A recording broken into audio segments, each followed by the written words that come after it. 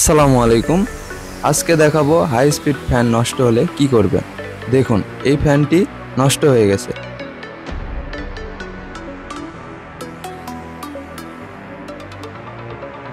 এটা সর্বপ্রথম আমরা খুলে নেব। এরপর আমরা ফ্যানের তারটি ভালো আছে কিনা তা দেখব।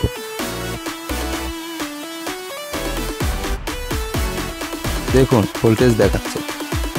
এখন আমরা ফ্যানটি সরাসরি সংযোগ দেব। দেখুন, ফ্যানটি ঘুরছে, তার মানে রেগুলেটর নষ্ট হয়ে গেছে। অতএব রেগুলেটরটা চেঞ্জ করে দিলেই হয়ে যাবে। হাই স্পিড ফ্যানের সাধারণত রেগুলেটরই নষ্ট হয়, যার কারণে এই ভিডিওটা আপনারা সম্পূর্ণ দেখলে নিজেই ঠিক করতে পারবেন। ভিডিওটা ভালো লাগলে একটি লাইক দিবেন এবং চ্যানেলে নতুন হয়ে থাকলে চ্যানেলটি সাবস্ক্রাইব করবেন।